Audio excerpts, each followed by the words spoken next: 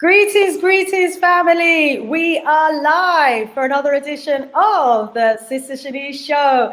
As you can see, we have Dr. Abu in the house. Rise up, Dr. Abu. Voodoo all the time. Voodoo, looking regal, I tell you. Rise up, Dr. Abu. And family, as you know, we are expecting a couple of our other resident panel members. We're expecting our brother Prophet. We're also expecting our special guest, Brothe Dulani, and another resident panel member, Brother Jammers, will be coming in at some point during the show as well. So family, as you join us, I just want to welcome you, just want to appreciate you, just want to thank you so much for in advance for the participation in this evening's debate and discussion about reparations. Yes, I'm sure you all have your views. I'm sure you all have your opinions about reparations. And we welcome you to share your thoughts, your views and opinions with us during the show today. So, Dr. Abu, how has your strong been? Is there any particular story that you'd like to share with us at this stage? Well, you know, one of our great Rastaman have gone on to the Ancestral, so you know. Oh. Ja Rastaman boss. You hear of Rastaman boss? The first Rastaman to open a ganja shop in Brixton. The first Rastaman. You understand? You know? Yes. That's all he do. It just herbs him do. You understand? Yes, you know? yes. He gone on to the ancestor, you know, and rise him up all the time, you know. Yes. He's a great pioneer. Great pioneer, you know. Yes, he was well ahead of his time. Look here now, you know. We are all over the place, and we still, you know, don't have the opportunity and are being denied the opportunity. No, witness this. If boss did get the support, you understand? And this is what I'm saying. A lot of things we complain that we don't have. We have, but we don't support what we have. Simple as for real. For real, absolutely agree with you on that, Dr. Abu. You're right. You know, if we stand together and come together, we would certainly be more powerful. Most definitely. Definitely. As you can see, family, we've been joined by Brothe Dulani. Welcome. Greetings, Sister Shanice, and greetings, Dr. Abu, the great esteemed elder. Greetings. I greet you in the honorable spirit of our great and mighty African ancestors. Wow. It is an honor to be amongst this distinguished panelists today. The honor and the pleasure is all ours. Thank you so much, Brothe Dulani, for agreeing to be a special guest on our show today. We're certainly looking forward to a really interesting discussion and conversation with you on our theme topic for tonight, which is reparations. So I'm just going to go over to the chat and see who we've got with us so far today. I can see we've got 50 in the house, so our family is coming in. Family, as you come in, please do give us a thumbs up and please do drop a message in the chat. Let us know where you're watching us from. What part of the world are you in right now and watching us live from? So I want to rise up Lily, who's saying greetings, family. We have Sister Afrijamo in the house saying greetings, panel. My African brothers and sisters worldwide watching from Ghana. Rise up yourself. We've got Ras Bloomfield in the house saying greetings to everyone and giving thanks. Oh, thanks back at you, my brother, for joining us. We've got Sister Yoga in the house. We've got Grace P in the house. We've got Russ Broomfield saying love and vibe. We've got Simon X greeting the family. Rising up the family as you're coming in the house. We've got African Queen in the house saying greetings, Sister Shanice, and all the panels. She's logged in from the UK.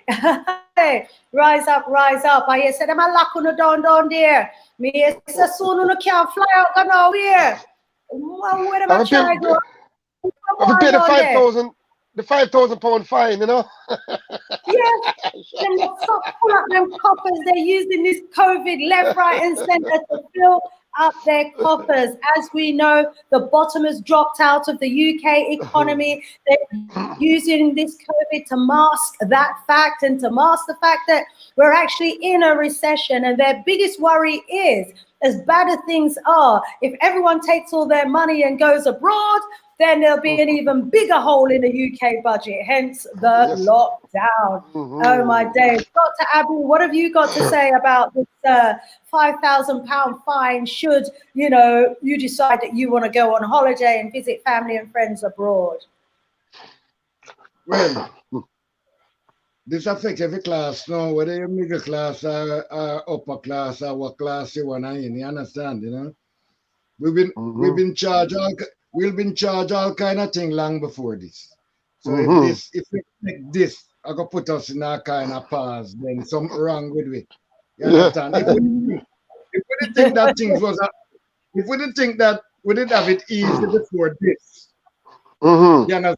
Then a dream we are dream blood. You understand? You know? A long time we have paid the black tax, doctor. You know, the black tax. He said all of this is a wake-up call, blood. You understand? Because if we know what we were doing before this, we know why this thing put together to prevent that. You understand? You have the reparation movements that go on. You understand? You know? You have the yellow vest in France that go on. You have a lot of people, the people that rise up. Africa rising. Yes. You understand? That's a threat to the West. You understand? When we start to recognize that we're all on the Magnum easy. You understand? You know? When the narrative reaching their ears, you know. It's gonna go weird.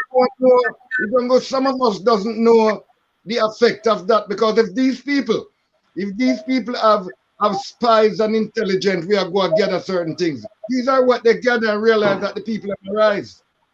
That's why they put all of this in place and then get some of us now to even chop off a foot today and call it Droptomania. Indeed. Don't run. And just in case there's anyone listening in, Dr. Abu, who doesn't know what that crime that they call Droptomania was, can you please elaborate? When we used to run away from the plantation and then caught us and cut off our foot, and said that we were suffering from Droptomania, in a form of mental illness, because we want to run away from the man. Imagine. Wow. As you can see, we've got Prophet Maduti in the house. Welcome, my brother. Good to have you with us. Hey, he's gone on my screen. Has he gone on your screen as well? Yes. Disappear. Quite soon. We'll rise up, Sasha in the house. Rise up, Sash. Good to see you in the house. We've got Danny Benjamin saying greetings, family. We've got Maxine Grant. She's saying great rising, up, global family. We've got HTC, sensational in the house. And saying insanity, what they don't know, that they don't know, that they don't know. Woo, that is deep. We've got Ras Broomfield saying, we take too long to make the wake up. We take too long to wake up. And I brothers and sisters, we take too long to move and too long to wake up. So to get locked down now. So we got Curtis saying, blessings to the African family. We've got Mo and Amma in the house. Hey, Amma is a great cake baker over here in the Gambia. Rise up, Mo and Sister Amma saying greetings and rising up the family. Yes. Sister Africamo saying, Dr. Abu, good to see you in your trademark darkers, my boss. Yes, and Kingo Congo is saying Yenge Keno Bampangi. Like the screen frozen. Which means greetings, family. Yes, I'm working with the internet and Wi-Fi that I've got here on the continent. So you just have to work with me. even if I drop out, you just carry on as if, you know, nothing's happened, okay? All right. No problem. Yes, yes. So welcome, Just Dulani. I just start to Abu the question. Let me ask you the question. What are your thoughts on what's behind this lockdown, to the extent where they're going to be charging people 5,000? They brought in a legislation to prevent people from going on holiday. You know, and should you have to go on holiday, £5,000 fine in the UK. Yes. What's that about? Well, I think my sister is very clear. It's revenue time. They have to. I think they said they spend over 250 billion pound so far. You know, given out to stimulate the economy. So now they need to recuperate a lot of that money that they have given out across the UK. In many of these corporations, the government is paying like 85% of their salary. So they have outlay a lot of money to carry the economy. So now I think now they're going to make moves now to try to recuperate.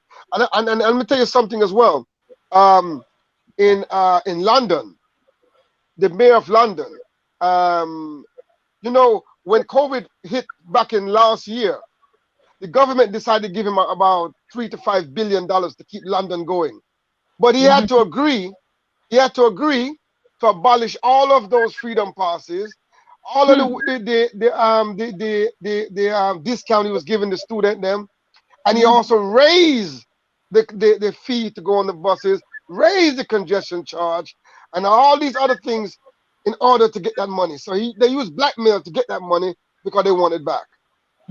So that's an example of what they did, and he had to agree to it, or he wouldn't get the money.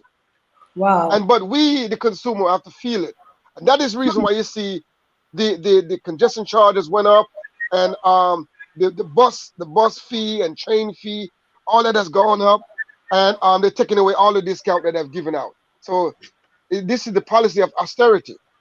Huge amount of financial mismanagement behind the scenes as well. Yes. No doubt. Welcome, Brother Jammers. Welcome, Prophet. Greetings, family. Greet the family, Prophet.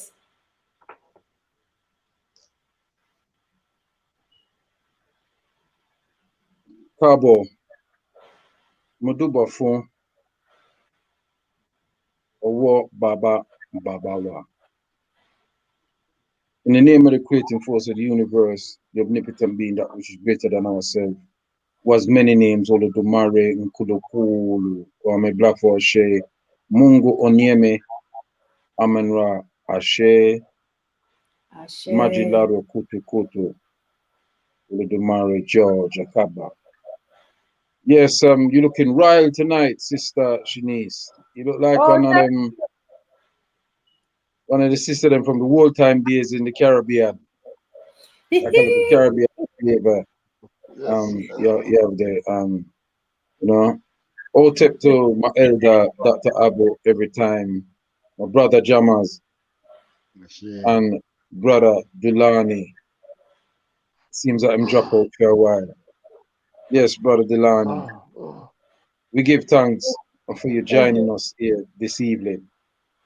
And to all the people them around the globe, all the African people around the globe, may we work together beyond our differences to seek reparatory justice. But the first thing that we have to do is repair ourselves. And there's a lot of repairing that has to do. You know, they used to call, before these are brand new cars where you just replaced in them up, they used to have this trade them called panel beating. When a car mash up, the right half, we bring it to a panel beater. And that panel beater would use filler to fill in the gap, smooth down. By the time I'm done with that car, it looked better than brand new. He had repaired the damage. And we need some panel beating in the African community globally. There's a lot of repairs that has to be done. So therefore, I'm open to assist in some of that panel beating globally. So, Kabo to the family, Kwaba. to all the African family all over the world. I love you all, even our enemies, because I know that it means brainwash, brain dirty, and we have to wash it out. And so, us, the members of the deep brain washing station, are here to serve our nation. Yes. Sure. Rise up, Ashe. my brother, Prophet Kwaku. Ashe. Welcome, brother Jammers. Please greet the family and let's have some opening remarks from you. I don't know if it's just my end, but Brother Dulani and yourself seem to keep chipping out. I don't know if you can just maintain, a constant presence, please, if possible. Thank you. Brother Jammers. I'd like to say greetings to family, greetings to you. You're all looking kingly and queenly today, sovereigns and sovereignesses. So I'd just like to say rise up to the family, rise up to all the listeners, all the supporters in the group as well. And Brother Dulani, welcome. Greetings, my brother, greetings. Good to see you as well. Yeah, so it's an honor to be here. I'm looking forward today to learn and also share my thoughts on this pressing matter. So I'm just looking forward to today. Thank you. Can I just say, thank you, Brother Jam. Yeah. Can I do a bit of correction? Being that we have to do some panel beating and we have to change the narrative, I just want to correct something that my beloved brother Dulani said. It's not blackmail, it's white mail. No. We didn't say that. We said black tax. Yeah. And he said blackmail. No, we're not use blackmail yet. We're talking about black tax. No, yeah, but what I'm saying, we're talking about the charges, Panos. The charges, Panos is black. I agree with you though, Prophet. It's definitely white mail, but in this context, we're talking about a black tax. Because you want to move right now, you're going to get taxed. Although it's a white tax. And that too. It certainly is a white tax. It certainly is white mail. I think the origins of it. The origins of it actually goes back to the days when the Moors were ruling, and they imposed the tax, which they called, I think it's so that I can't remember exactly how the story goes, but it was to do with the movement of mail and money, because those days money used to move by mail. And what they used to do, or what some Africans, melanated people used to do, is they used to hijack and stop the mail and charge them a tax. And so they started calling it, black mail that you'd have to pay. There's a story around the origins of it. I can't quite remember it, but today, yes, it's white mail. Do you recall the story, Prophet? Well, do you recall the origins? The whole thing with the tax thing, it comes from the brother that invaded Spain, the Iberian Peninsula in 701 AD. And his name was Tariq Jabral. Oh, yeah. That's where the Rock of Gibraltar is named after him. And that's where the word tariff comes from. Yeah. Because they used to tax them, and that's where the word tariff comes from. Comes from Tariq Jabral. Yes, my brother. African Moor. That's the origins of tariff, and there's a similar origin. Yes, there's a similar African origins to blackmail as well. I don't know that origin. Maybe someone in the chat. Somebody can Africate me with that story. I haven't come across it. Maybe there's another show for that. Yes. Definitely, yeah. Okay, so we've welcomed all the panel members, have greeted the audience. Let me go to the audience and see who's in there and get a flavor of what's going on in the chat. We've got over 100 in the house, so we're going to be going into our topic very, very soon. So Africa Queen is saying, blessed Dr. Abu, and blessing up Brother Dulani as well. We've got Simon X bigging up Brother Jammers, and African Queen bigging up Brother Jammers. Hey, they've been missing you, Jammers. Now we've got Ubuntu saying, more strength to you all, panel especially. Prophet Kwaku, Sister Shanice and Dr. Abu. Okay, so I get a little big up there as well. Nice. And we've got African Queen bigging up Prophet is saying, yes, Prophet. So something you did say, did it hit something home right there for our sister.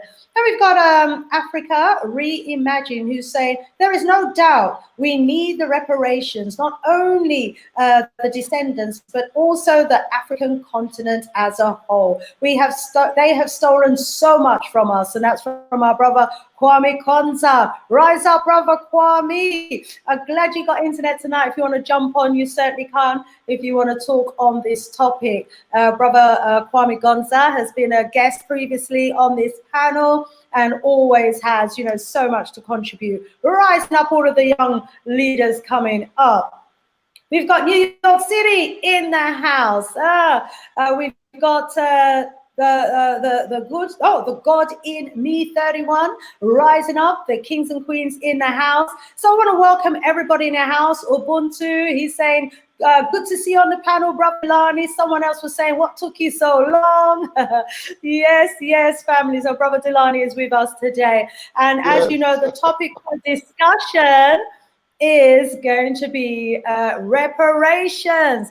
Hence why we've got Brothe Dulani in the house. But before we go into topic, let me please allow Brothe Dulani firstly to introduce himself to the family. I know some of you know Brothe Dulani from the comments, but I'm sure there are some of you, because we've got a global audience here, who may not know our Brothe Dulani. So Brothe Dulani, please introduce yourself to the family in the house.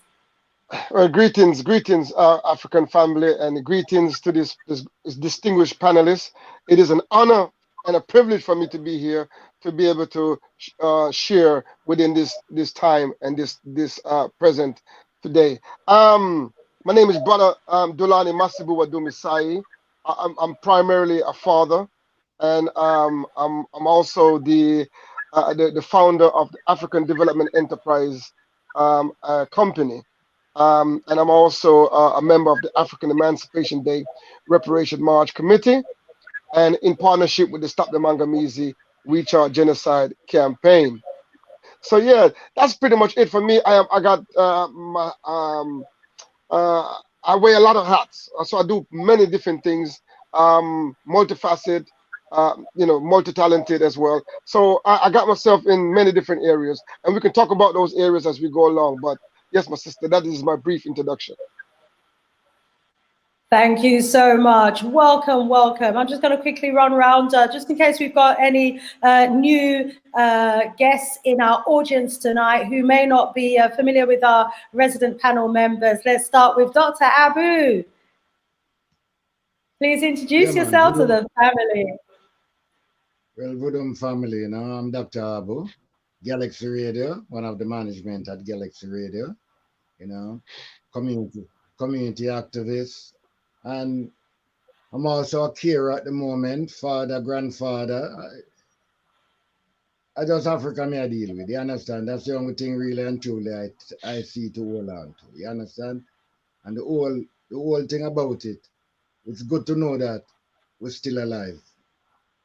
As many has gone on, I go to a funeral today to lay to rest one of our pioneer, 91-year-old, Mama Hilton, Mama Jean Hilton, gone on to the ancestor. And she was a great supporter of Galaxy.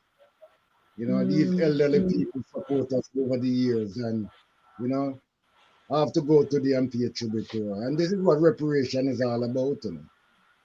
Reparation is not about the money, it's how we deal with one another from the womb to the tomb.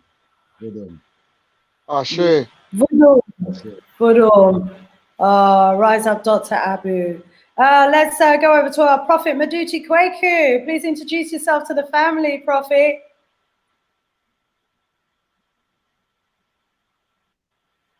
Take your phone off mute. Apologies to the panel and to the listeners. Prophet Maduti Kweku, father, grandfather, husband, son, grandson, all the things that is of African cultural practices. A SIBA at the New Bed African Community School, and a member of the African Coalition Council, and a member of GalaxyAffiliate.com, only de-brainwashing station in the DC nation.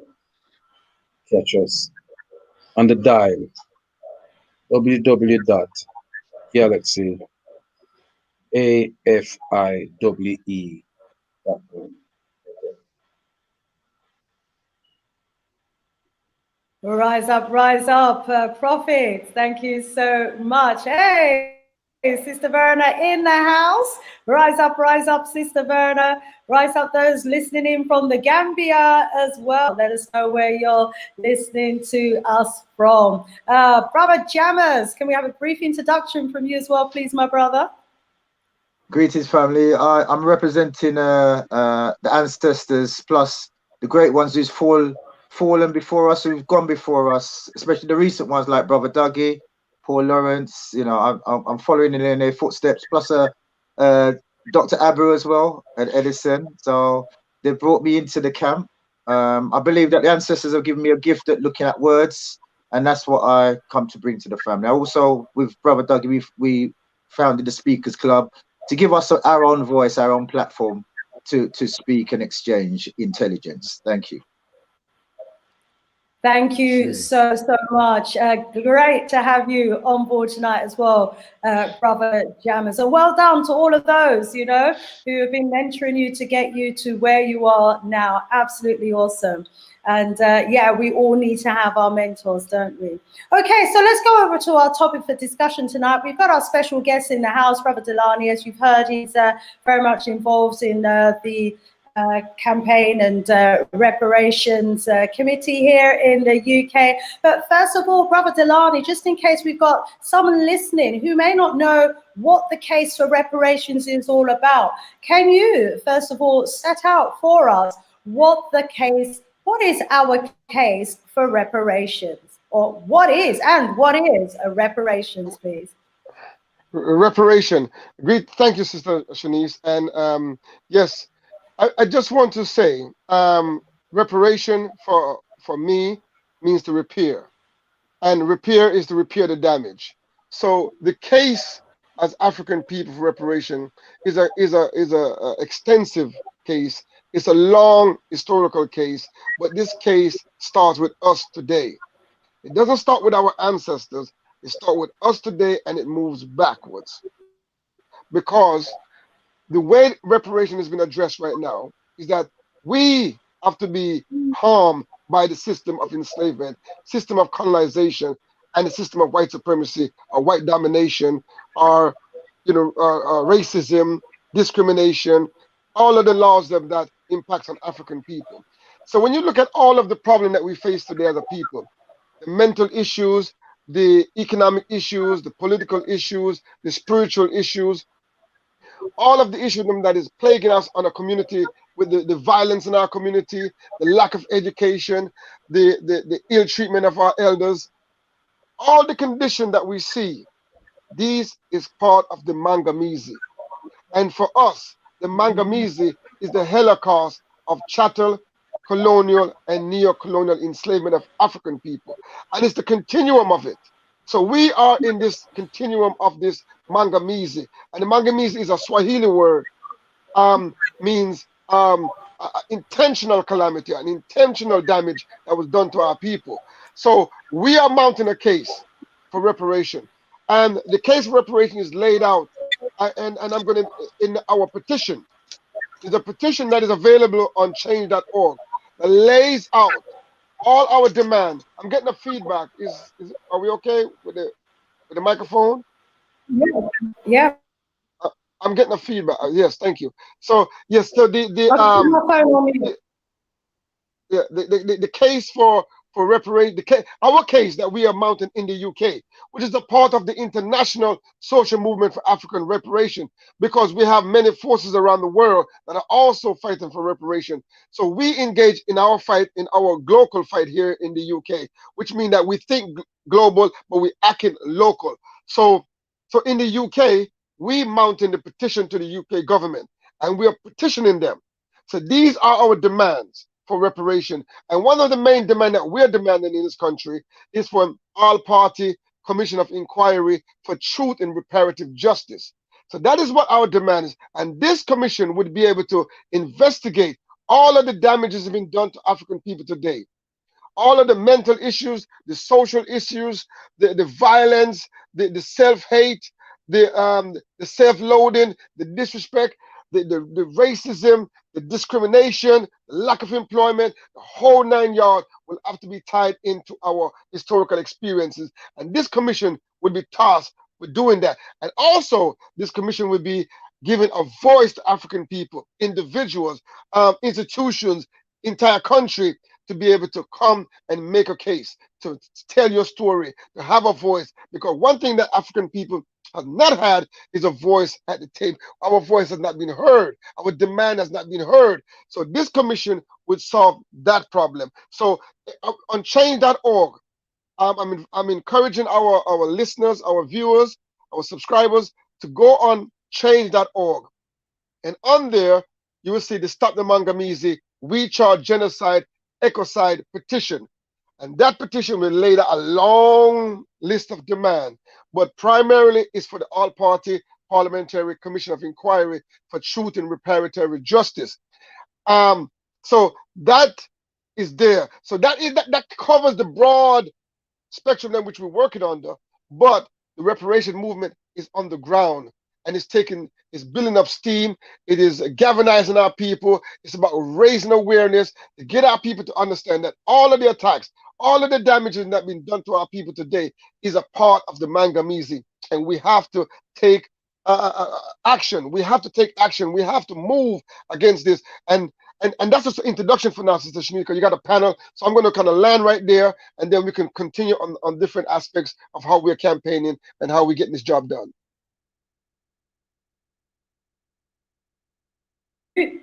Rise up, Brothe Dulani. Thank you for your opening remarks there on what case is for reparations. Let me go around the table and ask our panel members to add to that. Dr. Abu, please, our case for reparations, what does that mean to you?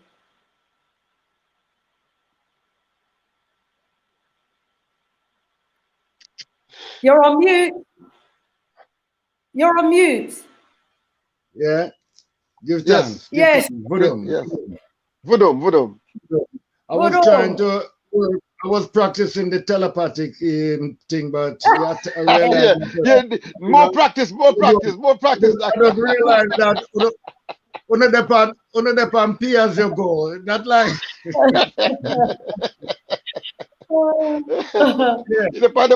the monthly.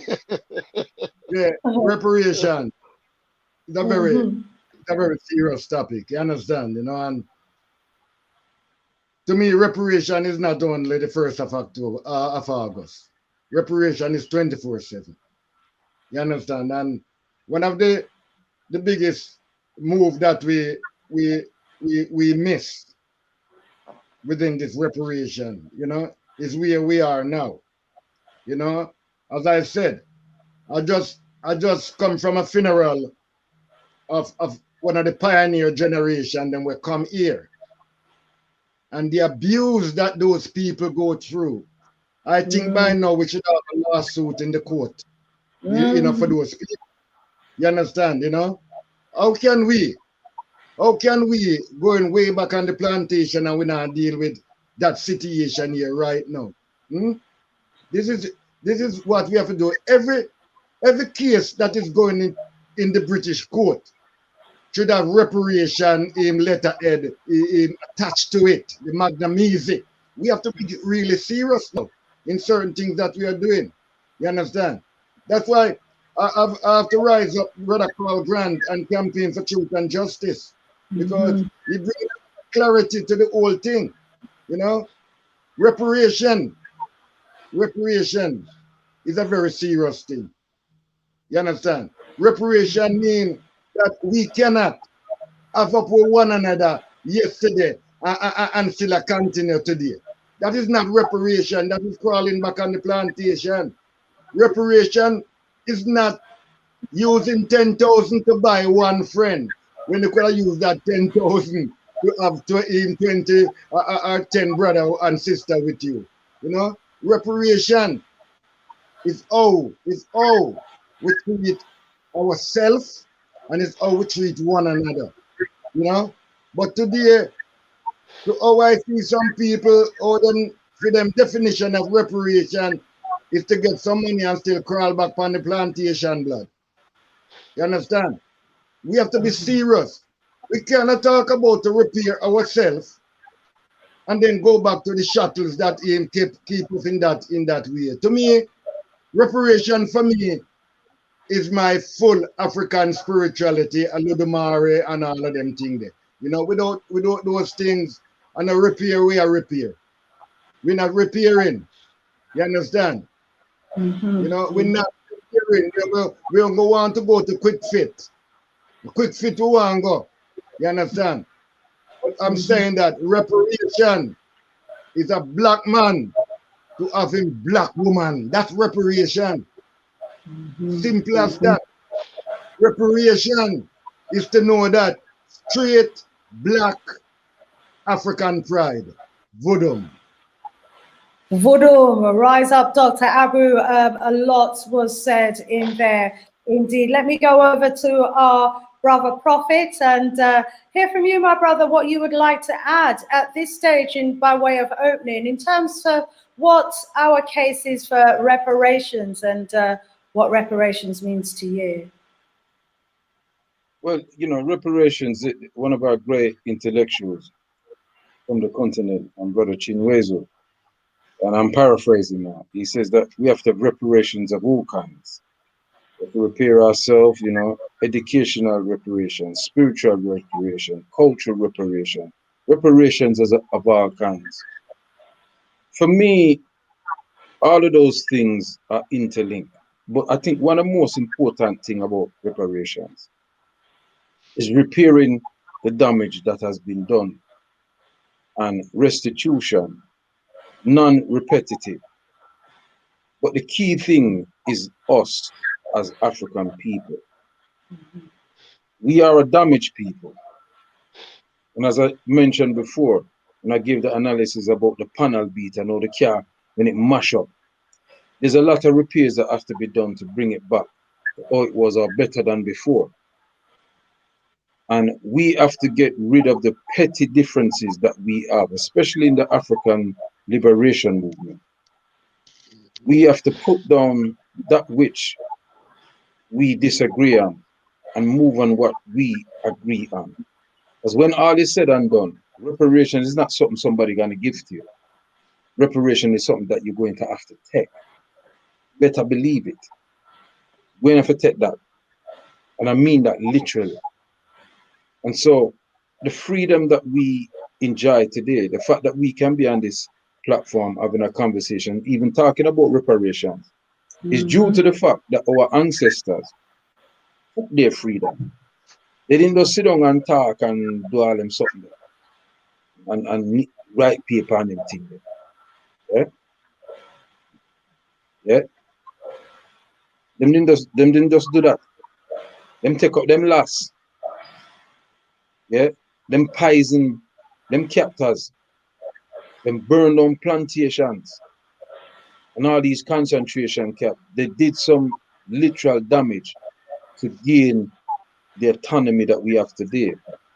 And many of us would negate the struggle of those people because we have arrived in a time now where many of us now has acquired certain qualifications, you know, PhD, masters, doctorate and all them thing there, have become solicitors, judge, you know, the chief of police, and chief of the informer, and all them kind of people there, and feel that we have arrived, and feel now we can sit down and negotiate with the people who only negotiates from a position of power.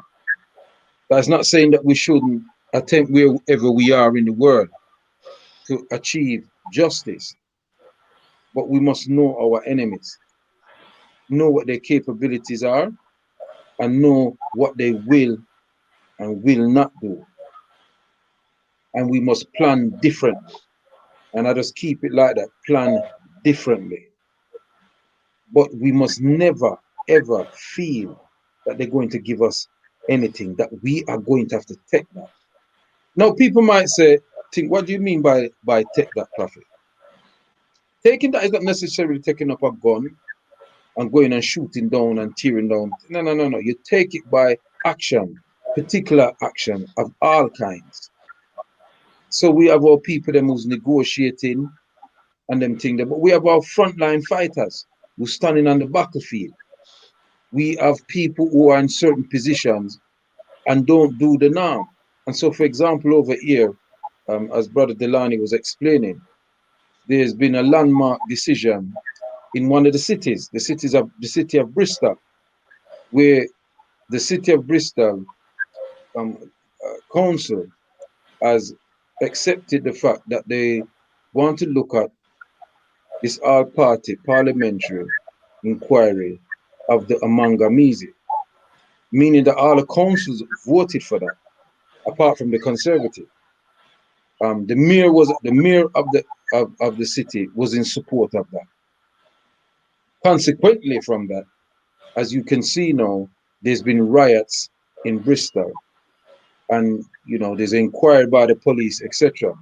This is how your enemy moves. They create what they call a diversion to remove. In fact, that mayor of Bristol has been sent over 7,000 hate mail and threatening because he decided to support that decision in being a black man, and saying he had to do that as a black man. He feels and knows, and so that's part of taking it. You understand what I say? Because a war is fought on many levels, and one of the greatest levels that war is fought on is the propaganda machine. So we have to take the propaganda from them. You understand me? And because there's other people, I just leave it like that. Okay.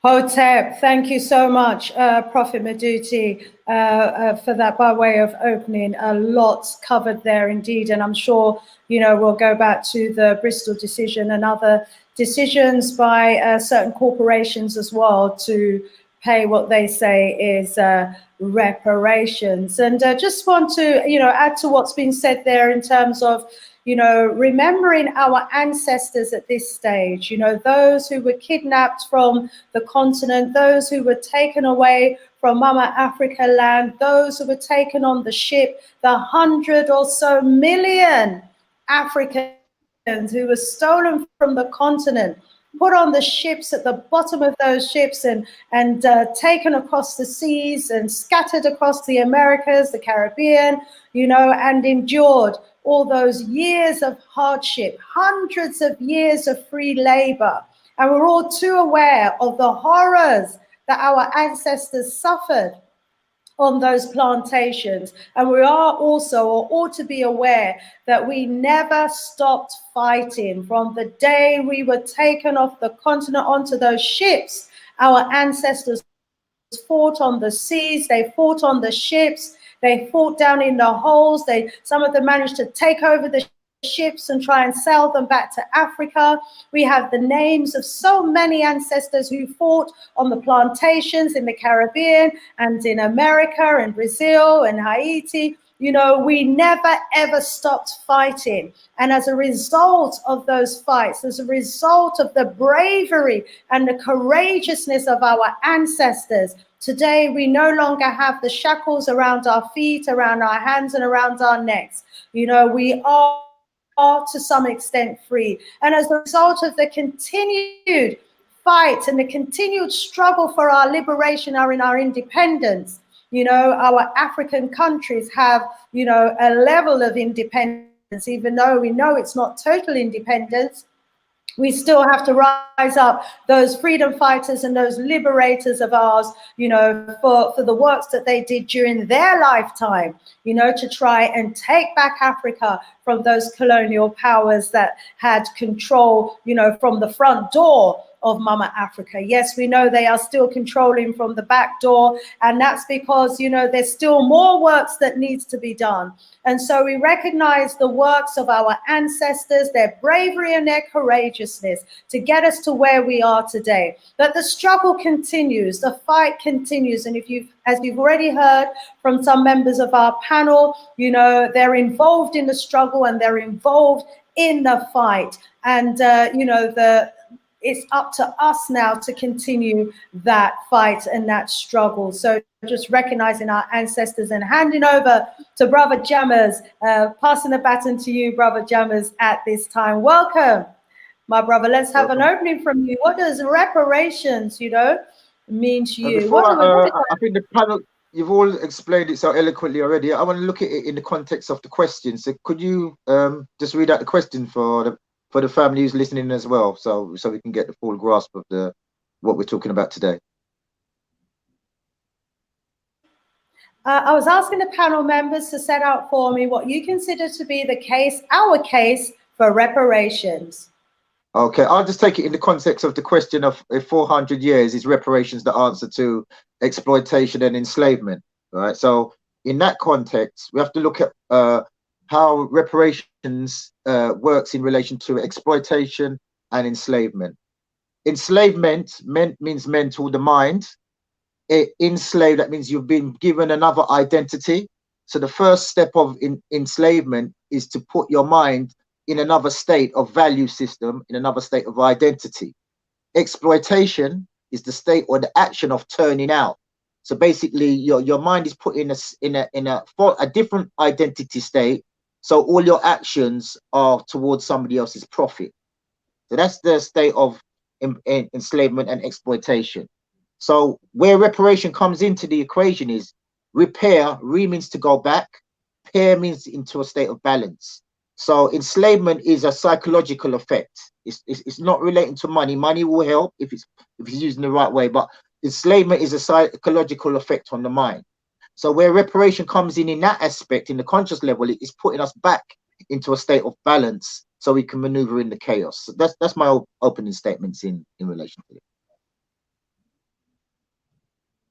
Mike, back on. Powerful introduction there as always from you, powerful contribution. Thank you, you know, for putting that in context. And you're absolutely right. You know, those years on the plantation, oh my days, what they did to our minds. They stole our identity, stole our culture, stole our language. Most of us, you know, who have gone through, we the survivors of those who were kidnapped and are the ones who are trying to find our way back home. You know, we don't know you know, precisely which part of the continent we're from, what our culture was, what our language was. You know, we have been totally just uprooted. We were uprooted and like taken to the other side of the world almost. And now we're trying to, you know, reconnect and get back. But most of us, many of us are still out of our right mind. And, you know, when I went back to the continent, I realized that a lot of the suffering that our ancestors were experiencing on the Caribbean was also being experienced on the continent as well. They went through hell as well on the continent, family. But although they managed to maintain, you know, to a large extent, that some of their culture, their language, and, you know, many lack knowledge of their history. And so, wow. The damage that has been done to us has been phenomenal. Dr. Abu, let me bring you in at this stage, please. The damage that has been done is phenomenal, you know. What say you, my brother, in terms of our status and where we are right now and why reparations is just so important? Well, listen, again, you know, reparation is action. And as I said, there's action to be taken. There's case there for us to take action. It's not like say something no happen we are and make it up. We now make up nothing, blood. What I'm saying that I wasn't on the plantation. You know, see, I wasn't in no shuttles and all of these things. But as I said, who feels it knows it. But what I'm saying, I be a witness. You understand? To the humiliation of our mothers and fathers coming to this country. I be a witness. Quaker be a witness. You know, see, every one of you there be a witness to it. You understand? Those people not dead yet. And if we don't make, because what I'm saying that, you know, if you ever talk about the enslavement, we are dealing with the macro. But we have a micro. We have a micro of some pioneer people who have been abused, and still today them children, grandchildren, great-grandchildren is still going through the abuse. That's where we have to start to crack the egg from. We have to crack it from within. You understand? Because I not make up these things. We don't read about these things. We read about the chaos that our people been through. And we should deal with it in that way, that the young people them can have something to bite into. You understand? It's just like we have that wonderful president that gone on to the ancestor. That whole philosophy now should be in the mind of the young people them. You understand? You know, we have to stop just go on the same Marcus Garvey record, the same scratch. We have to move on to the fight and start to defend those pioneers. But that's right. I never meet Marcus Garvey in all my life. You understand? You know, see? And here is atrocity happened to people in this present time. And we don't sit down and pick up the biggest lawsuit that can go into the Ancestral and say we have done something. That is reparation. That is reparation. Reparation, as I said, is not being a revolutionary today and tomorrow you're a civil servant, because that is what I say happen in the liberation community. Yesterday there was liberationist and today they're a civil servant. Today they're all the honors list. That's not reparation. That's crawling back on the plantation blood. Budum. Budum. Rise up, Dr. Abu. You know, every generation, definitely, we can't forget our pioneering generation, not at all. And I know that there are many organizations out there, you know, we've had some of them on my shows as well, at the front line, fighting the battles against the treatment, the mistreatment of our parents' generation, the Windrush, as they call them, the Windrush, we call them the pioneers in generation. So, you know, since the day we have been taken off the continent, as I said, we've been fighting. That fight has never stopped. It didn't stop in our parents' generation or our grandparents' generation or our great-great-grandparents' generation. We came and, you know, the fight when the battle was here, and many of us are involved in that now. All of us ought to be involved in the battle for our freedom, our liberation, and our independence. But, you know, throughout our history, what we have seen is that it tends to be just a few rather than the majority who are involved in the struggle and the fight. And no doubt, you know, the fight will be here after we leave as well. But what we have to try and do is to make sure that we gain some ground while we're here, so that there's you know, we're handing over the baton to the next generation after having made some successes and some significant grounding in terms of our progress. But Prophet Maduti, let me go around the table. Prophet Maduti, let's go over to you, my brother. What do you consider our status to be, you know, right now in terms of the struggle for reparations and, you know, in terms of the work that we need to be doing towards getting our repair and reparations? I think we should let Brothe Dulani have a talk, because we went wrong before. I think he missed Brothe Dulani. So my Brothe Dulani, go on. And I'll come in after my brother. Yeah? Make it more confusing, because I was just going around the table now. So you're going to make me jump from one to the other. So, all right. Yeah. Okay. So let's, my brother, you know, coming around, I got the stage. Greetings. Yes, thank you so much. Yes. Yeah. I think we have to look at what we are doing now, and how can we attain victory? How can we win in this battle? These are some of the questions we have to ask ourselves. What are some of the strategies, some of the tactics that we can use to gain a foothold in reparation? There's a few perspectives that we have to have. One is that it's a global struggle. We have to understand that. It is a Pan-African struggle. It's a liberation struggle. And ultimately, it's a struggle for justice. Now, as a people, we have to ask ourselves some questions. Are we going to allow the British state and other perpetrators get away with the crime against our people? Or are we going to hold them accountable? We have to decide, are we going to hold them accountable? And what are we willing to do to hold these people accountable? What are practically, realistically within our grasp? What can we do? So there's a few things that we have come up with as a committee and as a part of the in partnership with the Stop the Mangamizi campaign. There is we have the petition. It's one of our tactical tool that we use, one of our campaigning tools. We have a We Charge Genocide Ecocide petition. We charge genocide, and we're charging the British state with genocide against our people, and also ecocide against the environment, because they've been extracting out of Africa, destroying the environment, and just walk away from it. So one of the things our people who are listening can do, they can go on change.org and they can sign that petition. We should have 100,000, 200,000, 300,000 signatures by now. So we need to take some action. Also, we need to begin to lobby MPs in this country. We need to lobby local council in this country. Because anywhere that African people have a substantial population or substantial amount of people, we should use that to our leverage.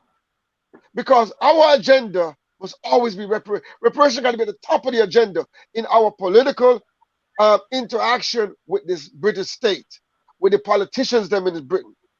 Because ultimately, they need to come to the table. And one of the things about the all-party parliamentary commission of inquiry is also to implement the solution. Once they have identified the extent of the problem, because it's a very extensive problem, and one that we haven't begun to even scratch the surface on yet.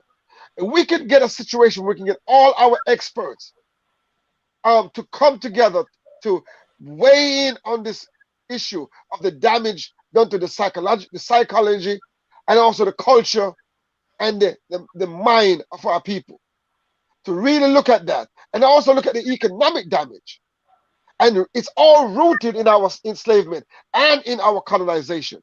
So if we can begin to examine that and also provide the solution, to implement the solution, what are the best way in which we can correct this damage that we've done to our people? What are some of the practical steps to take to repair our people? Now, we got some of our people here in the UK. We got some of our people in the Caribbean. You got Central America, South America, North America, and on the continent. Well, we have to come up with reparation plan wherever we are.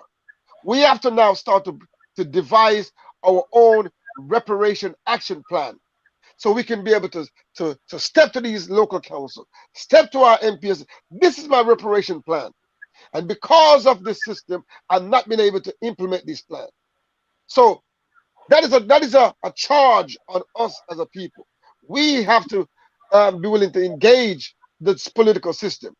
And the great prophet said earlier that they only recognize power. And that is a fundamental factor in all of what I'm saying today. It's because it's about power. It's about how can we position ourselves in this country where we can bring to bear on the power structure, on the normal economic activity of this country. How can we disrupt the flow, disrupt this economic engine in this country? That is something that we as a people have to decide, how far are we willing to go? As you know, we have been implementing the reparation march for the last 8 years or more, even 9 years now.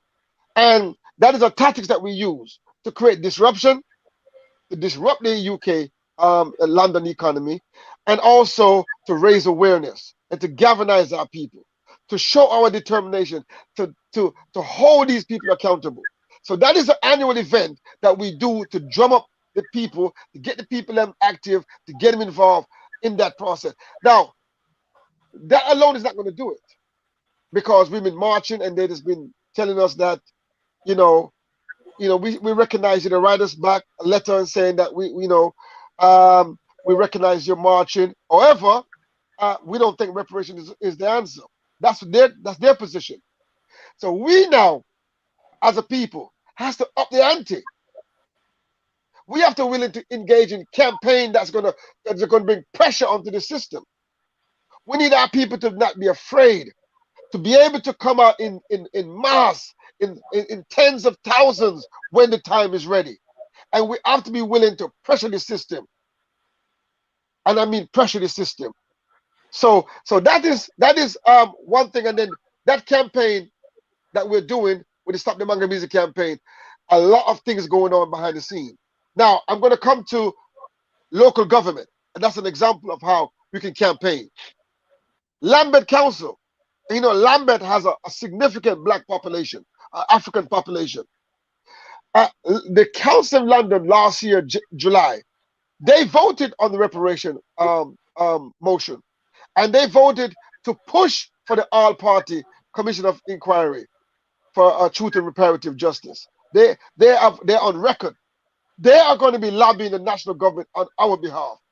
Islington Council has also passed a similar motion that they're going to take up this case, and they're going to lobby the national government in this country to establish this all-party commission of inquiry.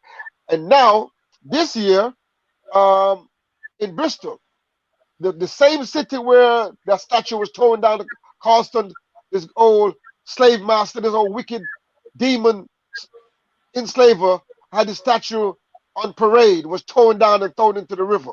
That same city now has a black mayor, and they and the council in that city have also enacted a reparation motion, and that motion is actually an atonement and reparation motion. That motion went further than the Lambeth and Islington motion. That is probably the most comprehensive one that's been passed today, and that was initiated by many of the activists in Britain, in Bristol, such as Sister Jendai and Cleo Lake, you know, and others who are been campaigning in that city. And also we have to big up the mayor of Bristol, the African mayor of Bristol, who stood up and pushed this thing through. So those are some of the examples of how grassroots can pressure the system, and we can make progress, and progress will continue to be made. And you know what I mean? So we have to, I would say, get engaged, join an organization, join with the Stop the Manga Music campaign, join with the Reparation March Committee. You know what I mean? And let's pressure this government together. You know what I'm saying? And when we issue that call, when we have to move, we have to be willing to move. We cannot be afraid. And I'm telling our people, so please, if you're listening to this broadcast, there is work for you to do.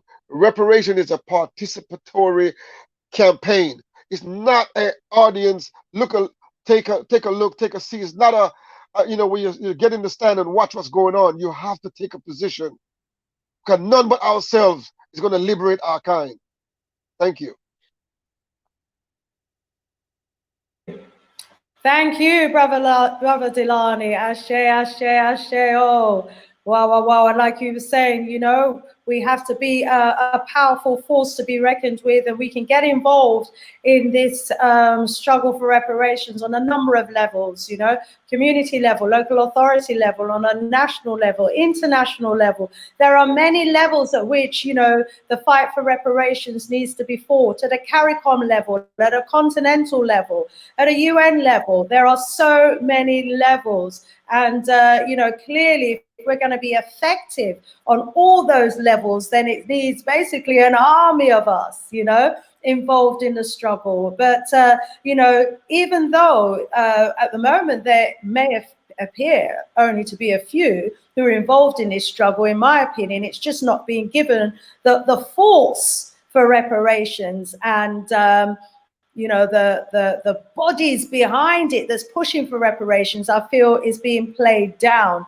and not really being given the airing, you know, in the propaganda. So I believe there is a huge momentum, that's been mounting and that has been gathering over the last few years. Hence why we're beginning to see, you know, these individual councils, you know, making their proclamations around reparations. But I would ask the question, is that what we want?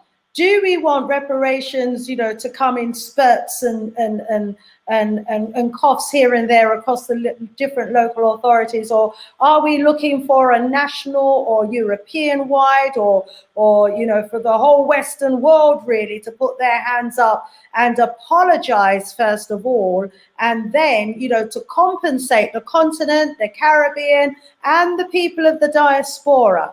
Now, some may say we're not ready for that yet, but we need to get ready. But what are we ready for? You know, what can we be demanding right now, and what are our expectations right now? Should we just be demanding an apology, or are we ready for our day in court? Have all of our researchers done all their work? Have all our analysts been through all of the data? Do we have a case, you know, a powerful case that has been put together, you know, to, you know, drop on the table in any law court should the doors open and we get the opportunity to go in? Where are we at the moment, and how much further do we need to go? And at what level ought we be having, where ought we be focusing our efforts and our attentions? Local, regional, national, international, CARICOM, continental. Let me bring in Brother Jammers, because if I go to Prophet, I'm going to say, bring in Jammers. So let me bring in Brother Jammers. Hey, you point to Prophets. You're not playing football around here, innit? I'm passing the ball, you're passing it back. Okay, it's been passed to you, Prophet. Come in.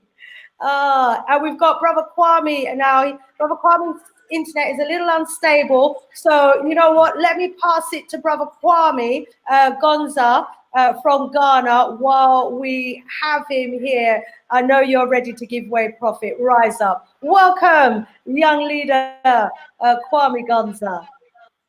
Thank you so much, Sister Shanice.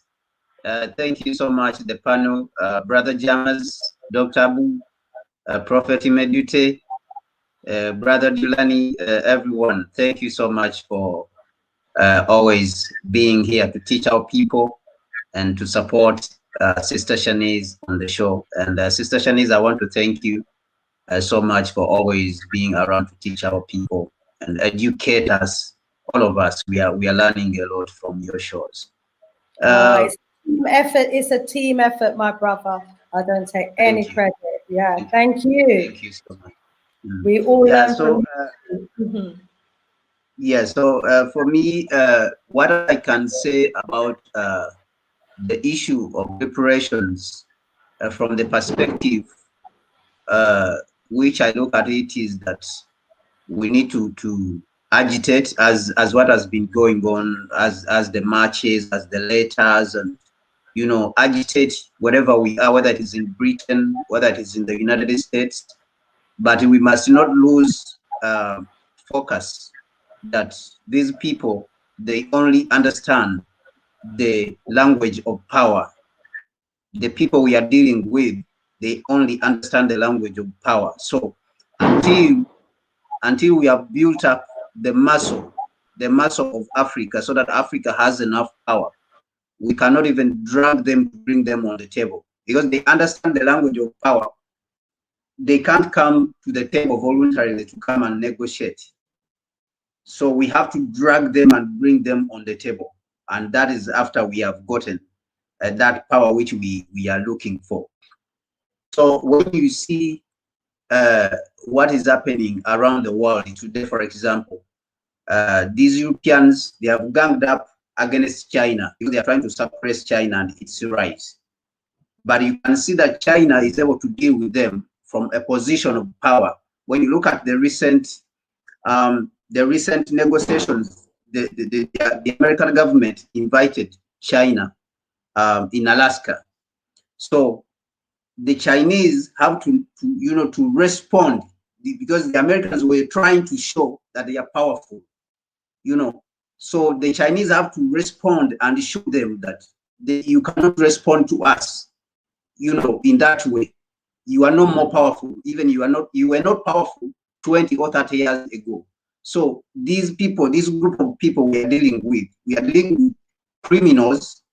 You see, we are dealing with people who are murderers. They are deceitful. They can plant things on you. You see what they have been doing to, for example, Magufuli. You see, they say he's a dictator, is the what? Because he's doing the good things for his people. It's the same thing which they did to Dr. Kwame Nkrumah. When he was there, they said that he's a dictator. He's destroying Africa. He's destroying this. And yet, that is the period when Dr. Kwame Nkrumah was in Ghana. That is the period when Ghana was growing at unprecedented levels. In the speed at which it was growing, it was not compared to any other country. It was growing faster than South Korea and all these countries, Singapore. You see? So we have to understand that we are dealing with criminals who are very deceitful. Look at what they are doing to China. They are saying that China is, killing the Uyghurs and what and what. They are using the same language because they have a template. The template which they have been using in Afghanistan, weapons of mass destruction in Iraq, the same template what they are applying now. So we have to understand the group of people we are dealing with. And then we come together. We have a lot of organizations now which are working. Now we have these advantages that we already have now the media. Now we can reach many people. Look at today now, Sister Shanice, we are talking to a lot of people right now. And later they will come and watch it. So we have these advantages. We have organizations which are working. We have the state of African diaspora. They have a currency they have introduced, the Lumi, from Jamaica. This currency has been introduced for the African to use. We have the rapid.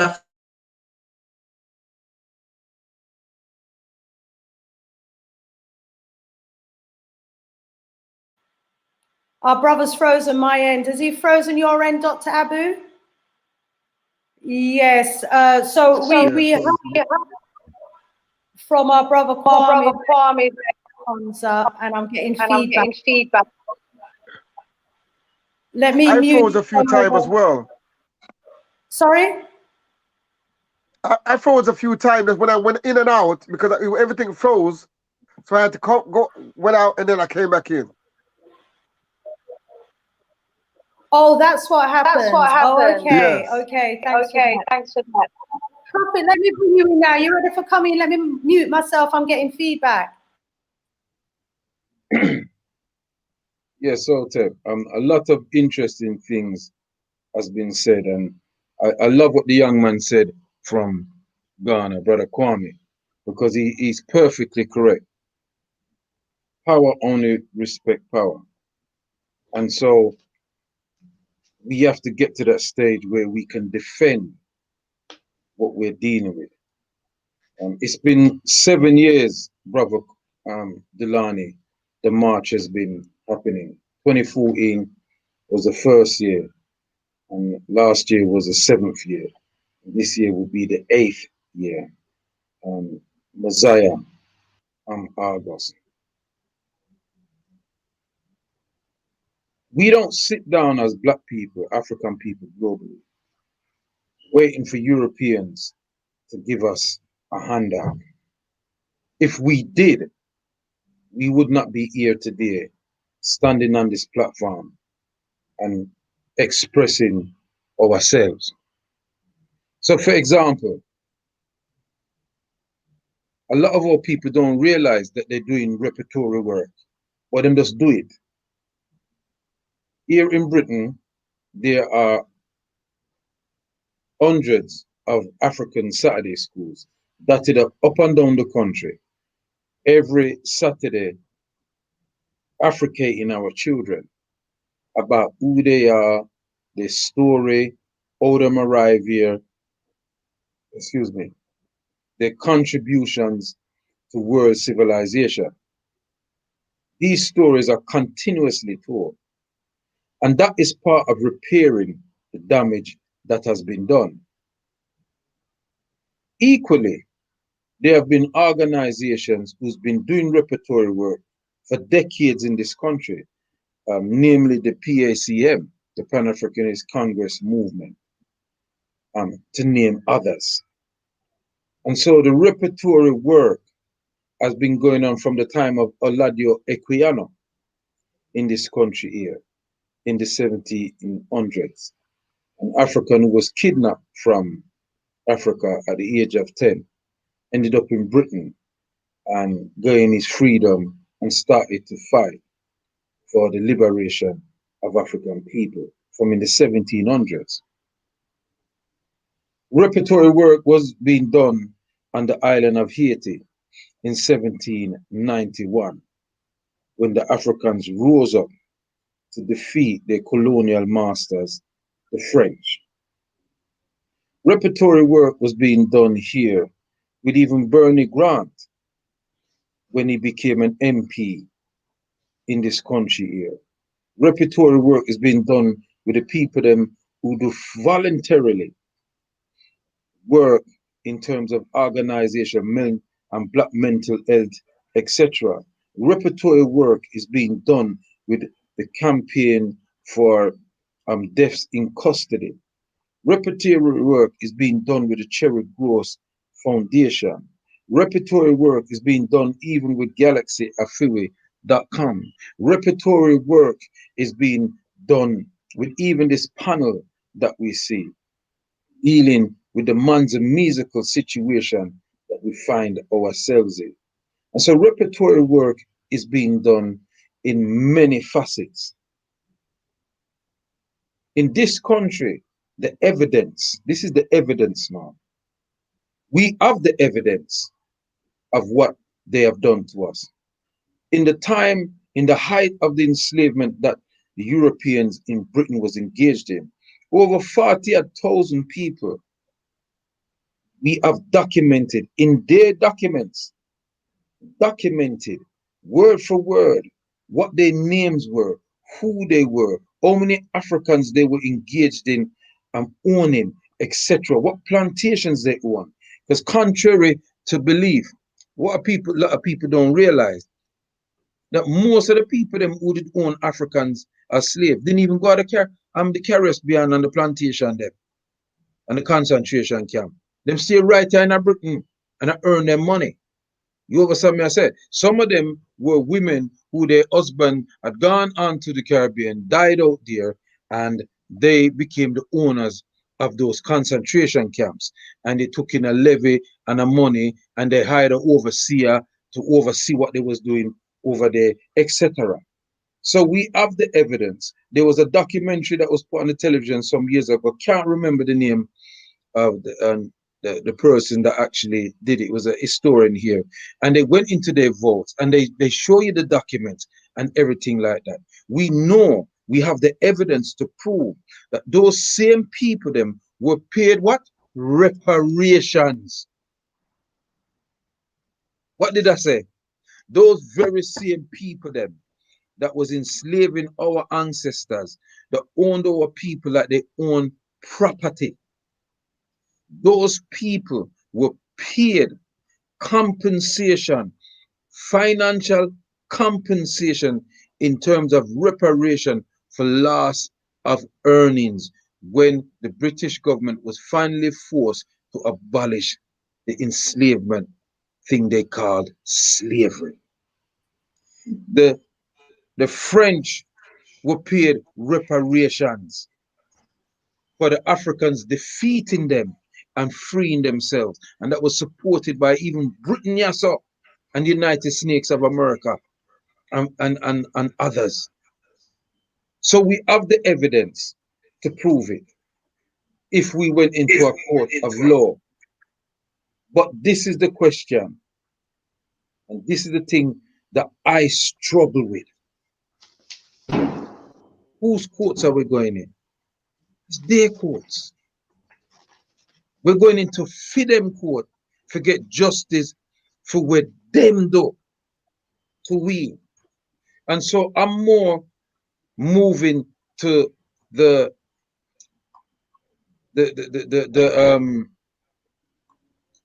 new thing that is being done through the Manza movement in terms of Ubuntu Gota, where we have we have a international tribunal of people who were affected by these people, where we bring them into our court with our principles, not their court.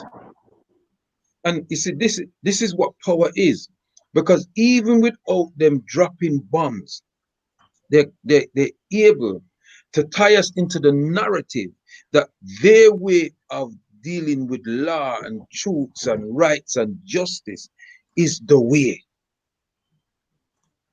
So they still win. You understand me, I say? But they do that because they have the power to enable that. And just what our young prince said from Ghana, we have to put ourselves in a position that we bring them to our courts and judge them.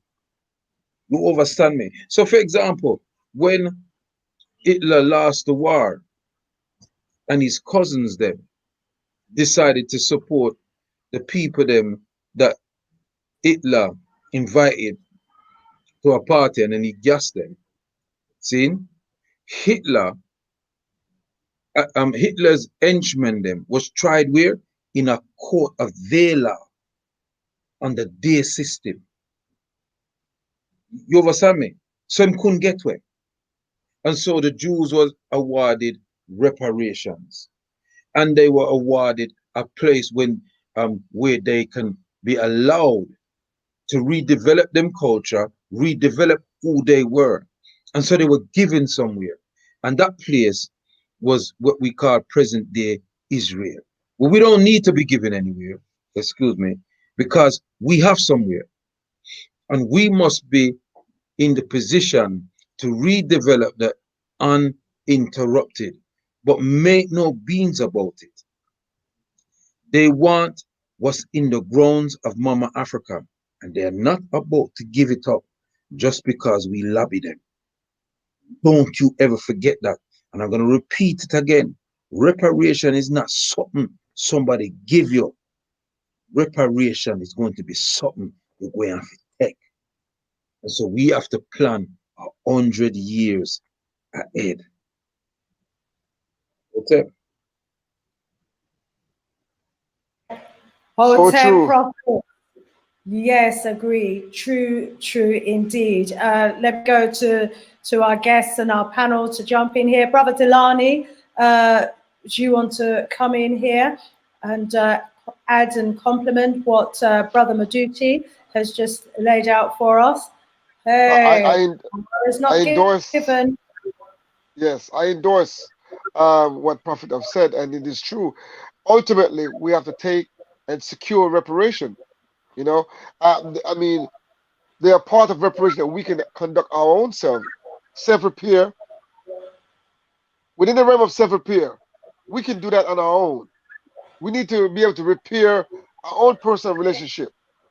A lot of things that's broken down in our community that we can take control of. We can take responsibility for, and we can begin to repair those damages.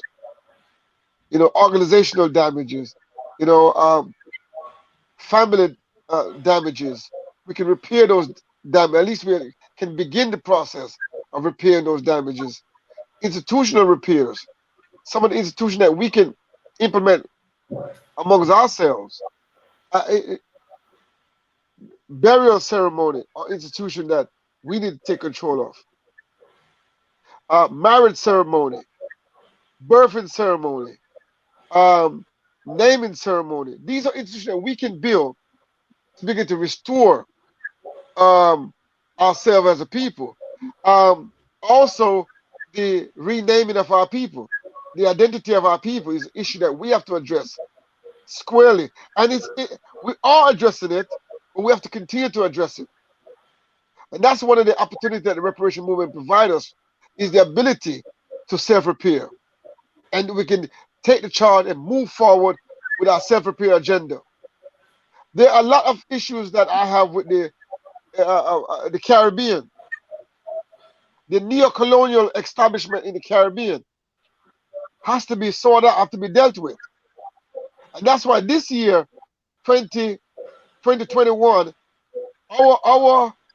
our theme this year is defeating neo-colonialism. All roads must lead to our sacred cause of African reparation. We have to deal with neo-colonialism. In the Caribbean, we have neo-colonial government. There's a feedback. In the Caribbean, there is a neo-colonial reality across the board. And then as a people, most of us come to Britain via the Caribbean. And we have a responsibility in that region. We are now the custodians of that region. And as African people, we have to begin to think and move like African people. No longer can we continue this colonial legacy. The names of our place need to be changed. In Jamaica, for instance, all of the parishes need to be renamed. The people in Jamaica need to be renamed. The towns in the country need to be renamed. The university need to be renamed. Many of the hospitals, the roads, the buildings, all those places need to be Africanized. It is a duty that needs to be done. Many of the schools need to be renamed. These are initiatives that we can do. We don't need permission from nobody to do. But the neo-colonial forces amongst our people are in the way. That's why we have to be an anti-colonial force as well. Because they are very entrenched and they are at the hem. They are at the hem of the control within our respective countries within the Caribbean and also in Africa and Central and South America. And you know, our brothers in America are domestic colonies in America. They are colonized as well. So we have to begin to a discussion about how do we dislodge colonialism? How do we dislodge this neo-colonial domination of our people? How do we reclaim our African mind? And reparation movement is in that unique position to address these issues.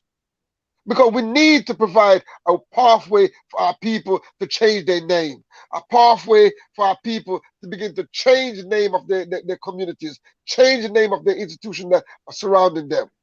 We need to begin that discussion. You know, and we have to be bold and confident in our sacred cause. Because this movement of reparation is a sacred cause that we have to be the custodian of, and we got to usher this thing in and pass it on to the next generation. That's what we have to do. But we have to be willing to take action. We have to be willing to join forces with those who are working. The year-round campaign, it has to be a sustaining campaign year-round. We have to educate our children. These are self-preparing tasks. The Saturday schools, we have to support our Saturday school. We have to be practical. We have to support businesses that are engaged in rebuilding our people, providing an economy for our people.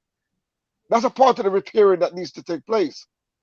And these are things that we can do internally while we pressure the system externally, while we begin to move. And it's going to come a time where we have to start taking incrementally certain aspects, certain land, certain resources that is definitely needed for our advancement. And that's why I'm also saying that we need to, in every area, in local areas, we need to have a reparation plan to deal with those issues that are facing us. So when we approach the system, and when we approach the councils, when we approach any of these meetings they have, we can present our economic plan, we can present our business plan, a reparative business plan to for our people, a reparative mental health plan. We have to be the one to do this. There's no one who can do it. We have some prominent activists in this country that are working on reparation, but they can't do it by themselves. This is our struggle as a people. We have to take control of this struggle. This struggle is real. The reparation movement is a real, bona fide, valid movement. And as you heard, Hilary Beckles says that the reparation movement will be the greatest movement of the 21st century. Make no bones about it. It will not go away. It's just going to get stronger and louder and more definitive. Because we have to be willing to take this thing serious. You know, so we cannot leave the task until there's a few to do. It's the task of all of us. So while we're listening, it's important that we get involved. And hopefully, before this program is over, I can give a few numbers, few websites, few email address, you know, some contacts, so we can be practical, so people can follow up from this broadcast. Thank you. Thank you, Brother Dulani. Yes, please do type the contact details, web addresses in the chat, and I'll post them up on the screen so that we've got that there for the family to make a note of and to follow up on. Well, you certainly covered a lot of ground there, but, you know, I'm not going to take up too much time. Let me allow Brother Abu to come in and respond to some of the points that you've made, Brother Dulani, and then we'll go over to Brother Jammers, and I'll go to Prophet, but he might bounce it back, so I might just jump in instead first. Rise up, Dr. Abu. Vodum family. Come in, Dr. Abu. Vodum. We are arguing the case for damaged people. Our people have been damaged, blood. You understand? You know, and it seemed like what we are trying to do now is put the alcoholic around the bar. You know, we know that him have a drinking problem, but we put him around the frigging bar to sell alcohol. This is where we are. You understand? You know, our people need proper counseling. You understand? You know, we have to look on reparation, as I said. Right now, some of us not even talk to one another. And look what Wazungu do we. Look what Wazungu do African people. And we marry them, we work for them, we do all kind of thing with them. And if we make one mistake, this is, you see, when we talk about reparation, you know, because I hear one of the greatest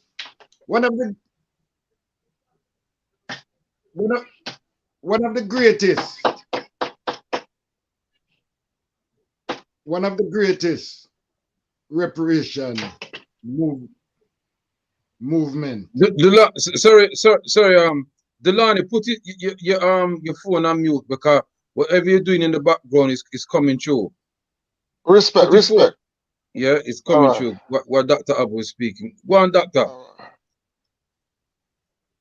I have said, one of the greatest reparation movement that come to African people or speak of that word is the Rastafari movement, blood. You understand? And even to the people that it come to, they beat it down. This is what I'm saying. We in a situation, we are dealing with some damaged, rotted people. We are going, like I said, our people not damaged, even our family blood. Right now, I have family member where I don't even let them through the frigging door because of the colonial virus. You know, we have to be real. You know, we have to organize ourselves in such a way. You understand? It's not we're not organized against we are organized for what we have to do, because we have stuff to do from within before we go out. You understand? And we have to know how we move with certain tactics, how we do certain things. You know? Remember, you know, when the Rastafari come in a Jamaica, that cover in a colonial virus blood. You understand? It wasn't no European man around down these people. It's them one uncle, cousin, father, sister. You understand? The same thing I go on today. You understand? I remember when Baroness Amos, Tony Blair, you know, Tony Blair could even come tell us himself and get one away to come tell we. This is what we up against. We are in a country today when we are talking about reparation, and who we have? A coolie blood thought woman to come answer to we. A little colonial instructor. We don't want a colonialist to come answer to us. We want the real thing. We want the European man we come to Africa and rob with. We don't want an Indian woman. And this is what they give to us, and we look on it and we satisfy no blood. You know, see, me, I go toward certain things. Me don't want to see no Indian or no Chinese, none of them up. Them want to see the man who robbed me. And this is what we must demand. And stop playing this little sick game. Sick people. You understand? It doesn't matter where we have to fight the war, blood. It doesn't matter where we have to fight the war, whether in Europe or Africa. The reason why we fail in the court, because we can't argue. We can't argue with one thing. We don't support these things, and these little lawyers and barristers sit down and they won't even stand up to defend them own people. That reparation is all about it, when we stand for one another and stop going like some little idiot out the blood. You understand? What are we leaving? What are we leaving for the next generation? What have we done? Now you tell me, when was the last time that the black community in this country ever take the British government to court for anything? Have we ever exercised anything? Eh? More than Mr. Lawrence go there and then give him a building and give him a place in a lodge. You know, see where we're there. A full time we wake up and start to deal with it. Because let me tell you something he said. We in a situation where we in a this Av club. We love this Av club, and we forgot the Av-not them out there. And some of us don't give a shit about the Av-not. You understand? And this is what, that's not reparation, blood. Because as I said, many amongst us today, they are only writing them CV to go join the civil servant and join Wazungu. They can't fool me, blood. You can fool some people sometime, but you can't fool all the people all the time. It takes organization to bring forth reparation, not organization. All we have is organized. And we argue from morning till evening to blows. And what we argue about, what white people give to us. Listen, I don't voodoo me I deal with. Right now, me dey on reparation right now because me have my woman I look after 24/7. And so we have to just look after one another, blood. You understand? That's a fool yourself. Voodoo. Voodoo. Voodoo, rise up, Dr. Abu. Every time we have to make a stand indeed. Let's bring in Brother Jammers. Are you ready to jump in here? I said, this is the part of the evening I like when Dr. Abu start burning fire. And that's it. We just argue noise most of the time instead of getting organized, you know. The big word that you put in the whole thing that I can't get my head past before we can do anything is enslavement. We can't discredit the word enslavement. Once again, enslavement means you've been taken out of your identity. If you don't get that right, nothing else is going to work. So I want to ask the family, who are you? Who are you? Are you descendants of slaves? No, you're not descendants of slaves. If you're fighting from that angle, you're fighting from a place of somebody who wants a handout. You are descendants of kings and queens. Know who you are, know your identity. This makes you the original rulers of the earth. We are the original rulers of the earth. We are the ones who work with the real power, the power of nature. Nature, everything runs on nature. We are the most natural species. And what reparations is showing us, we have to work from an African intelligence, not just brutal force. And what I like is the principles of intelligence. We have to set our own, they've designed laws for themselves. A law is a wall that they've put to keep all the goods that they've stolen from us.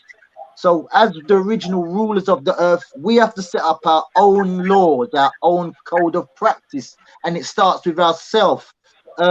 Somebody, if you want to look at somebody who's actually put this into practice, because we want to see an example we can follow, I suggest you look at Lucius Septimus Severus. I think he's the first African Roman Empire. Once again, I think his name is Lucius Septimus Severus. Let's look at a practical example. He was not only the ruler of Rome, he was the African Roman Empire. Once again, he was the African Roman, he was the African. emperor. The African emperor of Britain, sorry. He was the African emperor. He conquered Britain. He brought an army of 4,000 people into Britain and conquered it. He was an African from Libya who went to Rome and conquered Rome. This is the examples we have to follow. Once again, enslavement is taking your mind out of your original state of identity. Power is a state of your mind. We have to put our mind in a state of power first before we can do anything. How did the African emperor of Britain, Severus, do it? He just assumed power. He just walked into town and assumed power. This is what we have to do. We have to put our mind in a state of power amongst ourselves. We have to put our mind, just in the way that we organize our life period, we have to put our mind in a balanced state. We can't let our young stars manage us. We can't let our families go out of balance. If we're a king and a queen, act like a king and a queen. Don't act like a descendant of a slave, what they're trying to get us to do. We are the people of power. We dictate. We want and demand back our stolen goods. These are our mothers and our fathers' treasures that they have in the museum. Stolen goods. These are the things that they are still making wealth of with their children. We want our stolen goods back, and we need to construct our own parliament, our own laws, and call them to our courts. Thank you. Ashe, Ashe. Rise up.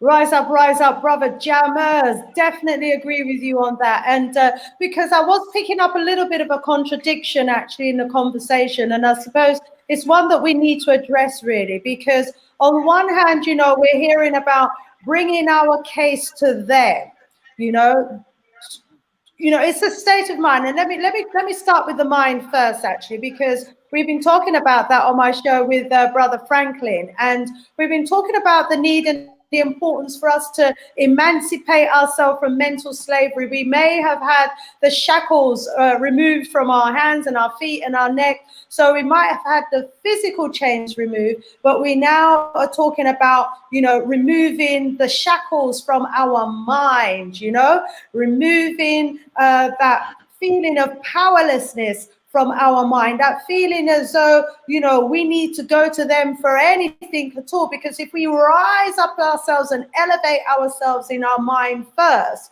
you know, what we do know is that everything starts in the mind. The idea of that kingdom that needs to be built starts first in the mind. That empire starts first in the mind. Those cities, you know, the inventions, everything starts first and foremost in the mind. And, you know, pre-colonial times, we know that, you know, and it's been said here, we were the ones who were building the empires, the cities, the kingdoms.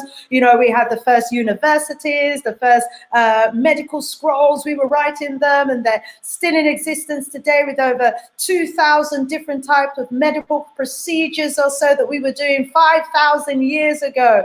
You know, we've got the evidence of our greatness, our former greatness as a people. And so, you know, in terms of like the unshackling the chains of our mind, I feel that once we are in our right frame of mind and the steps to get us there, I feel, you know, we've been talking about that today, and it's also been discussed in the chat, you know, some of the steps that need to be taken to get us back into our right mind, to reclaim our identity, renaming ourselves and putting in place our own institutions of naming ceremonies, wedding ceremonies, death procedures, etc. What else was said? You know, the importance of us having land as well, because when our ancestors were taken away, they would have left behind their land as well as their family and their culture and their identity and their, you know, knowledge of their history and self and who they were. But, you know, we were independent people. We were not relying on anyone for anything at all. We know that our continent, our mama land, has the resources, more than enough resources that we need. When we're talking about, are we talking about building our own institutions and doing for self, or going with a proposal, you know, to our former colonizers, for ask them, I beg them anything? Let me put that on the table. Whoa, you know, how are we going forward? What is the proposal in terms of reparations? Is the idea of self-repair to empower us to be the great ones that we were in the past, and therefore the great ones that we have the potential to be again in the future, so that we can make up in our minds to, you know, be the best that we can be, and so that we start Africating our children in the education system, Africating our sciences and our medicinal practices, you know, total Africation and total disassociation with the what was being imposed on us by the Europeans? Or are we talking about, you know, running to former master, some of the former colonizers? I beg them for this and I beg them for that. What is it, please? Let me go over to let me go to our guest, Brothe Dulani, on that first, please. Oh, thank you, Sister Shini. You said a lot there. That is a fundamental issue you brought up. But we have to be very laser sharp in how we approach our liberation. And one of the things we have to consider is that in order for us to be reconstituted, to take control of our resources, we have to have justice. Because the reality is that the vast majority of our resources is owned by non-African. So in order to get a balance, in order to us to achieve what we want to achieve, we have to dislodge them first. And the only way we're going to dislodge them is by through a revolution. You know, we have to be honest with ourselves, and also we have to be real about it. Has to be about justice. Reparative justice has to be a cornerstone of our movement forward, because we have to look at it. In order for us to regain control of our countries, our territory, and our land, we have to dislodge neo-colonial governments, neo-colonial forces, international finance capital, the whole capitalist and imperialist system. They're in control at the moment. So let's not kid ourselves. We have to dislodge these forces if we are to achieve that genuine redevelopment, genuine freedom, genuine liberation. So I'm saying it is not an either or for me. We have to hold them accountable for the crime that they have done and for the ongoing economic strangulation and political strangulation that they are imposing on our people today. So reparation, fundamentally, reparative justice is the solutions that we're looking for. Because it's about taking control of ourselves and also hold those accountable, because we can't beat around them. They are the big elephant in the room. We have to get them out of our system. We got to get them out of our land, and we got to get them out of our lives. And we have to confront them. As big and bad as they are, we have to confront them. A generation to come won't be as generous as we are today, but they have to be confronted. You know, so that is how I respond to that, my sister. That it's both. We have to take control of our resources, and we can't do that without dealing with the neo-colonial forces in our country. You know what I mean? The ownership of the land back home is in the hands of the neo-colonials. The corporation, the factories, the means of production are in their hands. You know, so we have to get control of the means of production. We have to get control of political power. You know, and build a country that is African. Africanize our people, Africanize our society. So that is what it's all combined. It's a comprehensive, it's a holistic approach. It can't be one or the other. We have to, it's all these things that we have to do to simultaneously to attain true liberation and reparative justice. And I'll land there, my sister. Rise up, my brother Dulani. Thank you for that response. There is a holistic approach, you know, at the same time as making those steps, taking those steps towards reclaiming our identity, reclaiming, you know, our culture, our language, our land, our motherland. It's also about, you know, dislodging those neo-colonialists and at the same time, you know, I suppose getting an acknowledgement of the wrongs that have been done to us. What say you, Prophet Maduti?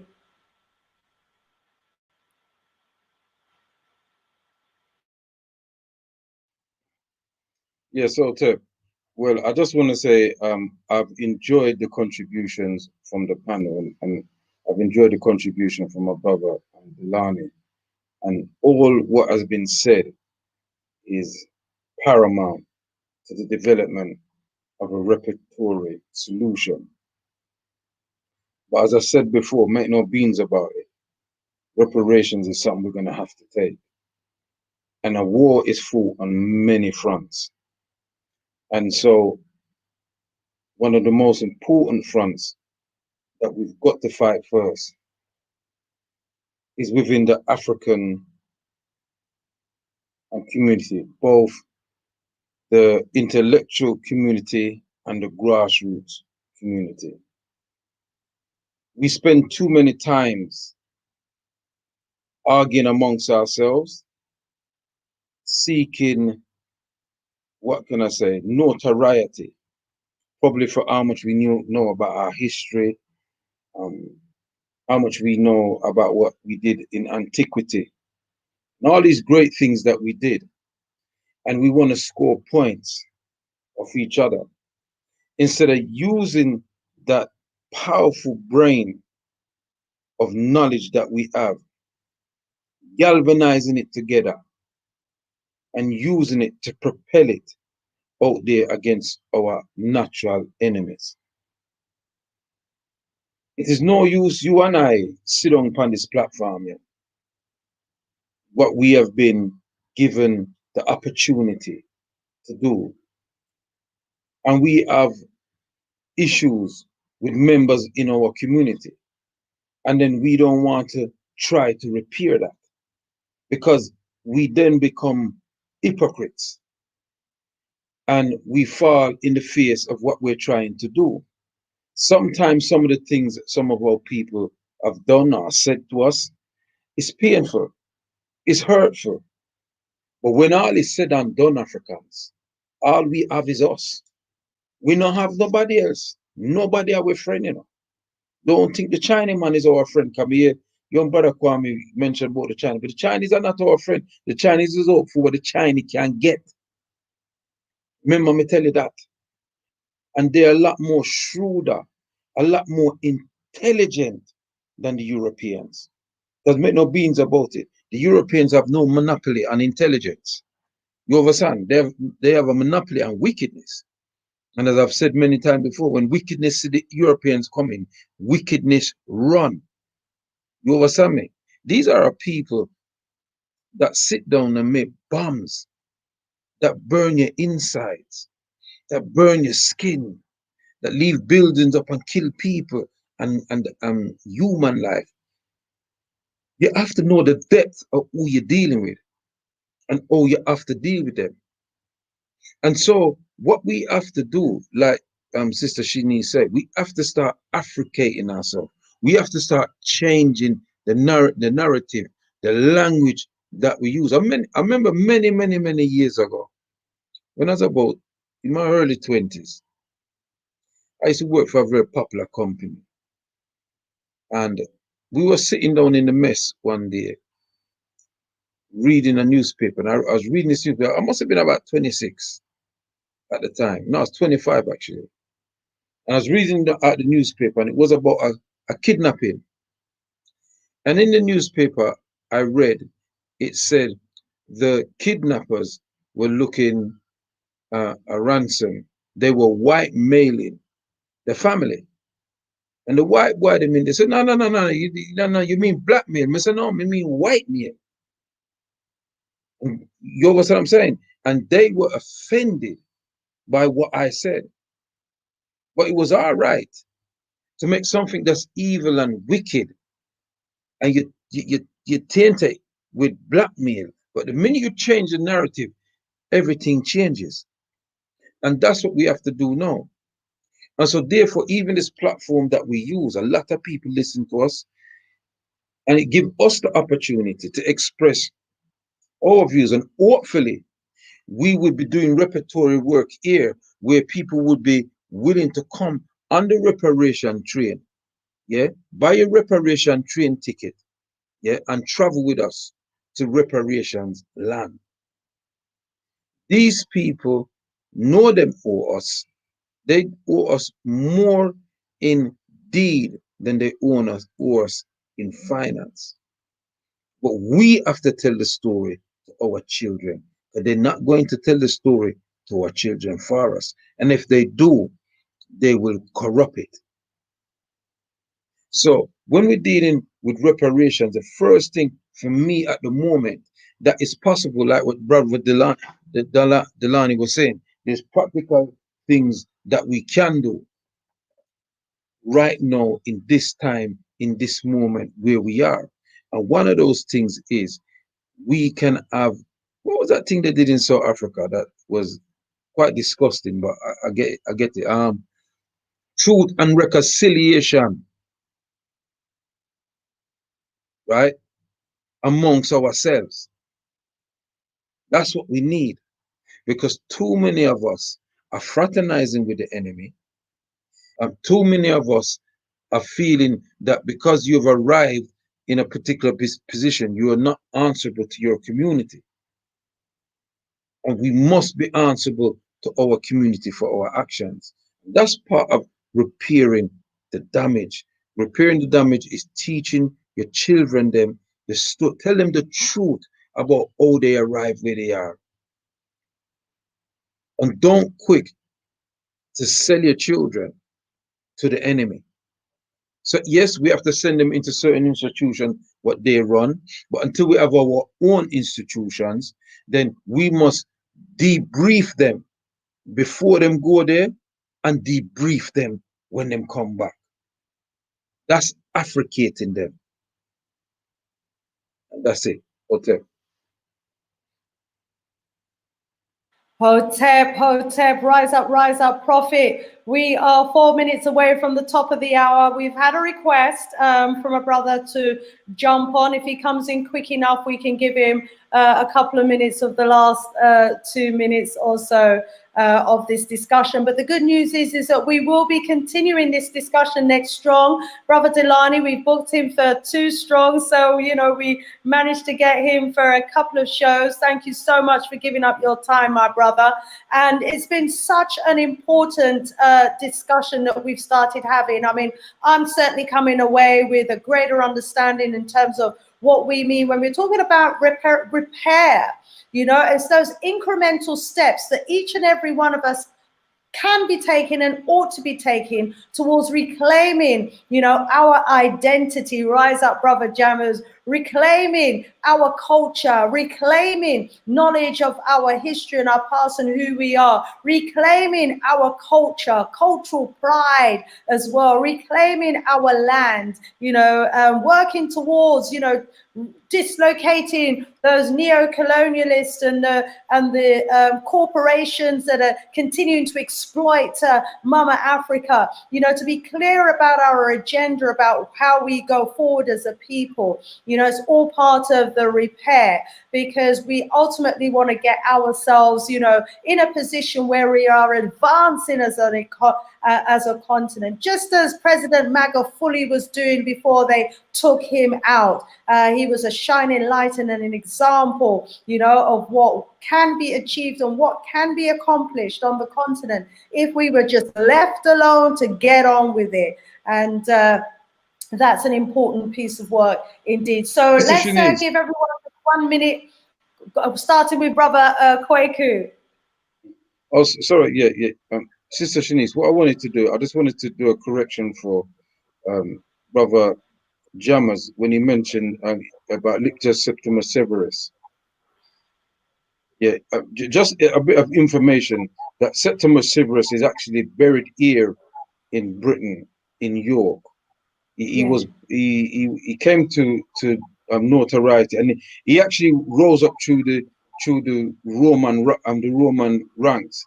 So after the two Punic Wars, where the Romans controlled North Africa and all in place there, you know, his bloodline is from from them Punic times there.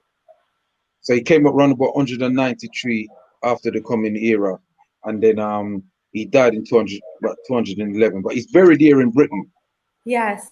And His bust, there's a bust of him somewhere as well, isn't there, Prophet? But if you look at the bust, you wouldn't know that he was an African. You would think he was a European. They've got him looking into the way that they have, you know, when it's all whited out like they do the Romans. They've whited him out so that if you don't know the history, you wouldn't even know. They found Roman coins with his name. You know, he was 65 when he died, so he, you know, ran about the same age as President Magufuli. You know, strangely enough, you understand what I'm saying? But you know, you know, condolences out to President Magufuli's family again. But in terms of the reparations movement, remember that we have a legitimate demonstration we do every year on the 1st of Messiah. And the only way these people are going to take notice of us is if we come together as a unit and come out en masse. And that is the way they will listen. We're living in a film also where for do certain things a certain way. But I'm thinking about 100 years ahead. Yeah, train your children in the higher sciences. Yeah, to defeat them. And I'll leave it at that. It's been a good show. I've enjoyed it. And I've learned a lot myself. Hotep. The brother Ross Brumfield, did you want to jump on? Please do so now because we're about to wrap up. But, you know, willing to give you a couple of minutes to join the panel. I put the link in the chat for you. That was Ras Bloomfield's. Monday, we had an impromptu panel debate as a tribute to the late, great, wonderful Magufuli. And we had a sister who jumped in at the end. And, you know, it was a pleasure to hear from her, actually. So willing to finish off that way. Let me, in the meantime, give Dr. Abu a minute to wrap up and on today's panel discussion. I want to give thanks to the Speakers Club, you know, when we could really, because reparation is discipline, principle, and time. You know, without these, you can't repair. You got to understand what I'm saying. Over the years, we got dance and we are sing, whoa, Africa, we wanna go. And when the music done, them say they are not African. They are this, they are that. When we talk about reparation, you know, they are not African, but when we talk about reparation, they want to know how much money they're gonna get. You have to listen to the mental, what I'm saying that. The man of us singing, he got the whole world in his hand, he got the, I will sing it every friggin' day now with the attack while we in this predicament. We're mine. We sing ourselves back into this crap. We sing, emancipate yourself from mental slavery, and tomorrow we're going to wallow in the damn thing again.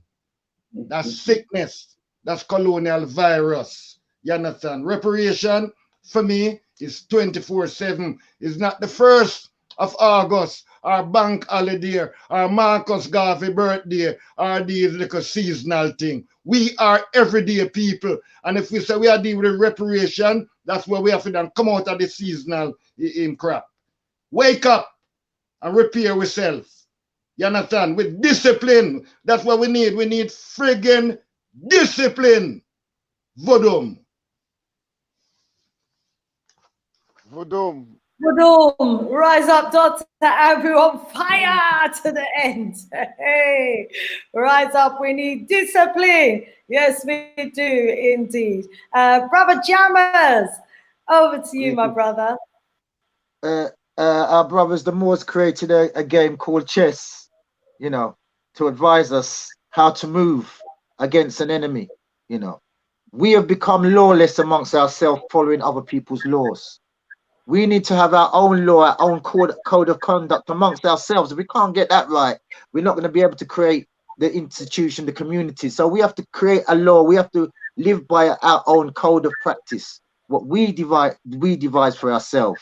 We can't think from the ink from somebody else's pen, because we get their inclination and end up sentenced by the inclination that they give us. You know, so it's time to not be penned in by somebody else's pen and open our own eyes. And don't be reigned over. Use our brain to elevate our own mind. And you better mind what you put your mind to. Otherwise, what you feel could become your mind feel. Make your mind be a goal mind. Thank you. Wow, wow, wow. Rise up, jammers, dropping bombs for us at the end there. Absolutely love it. Yes, yes, indeed.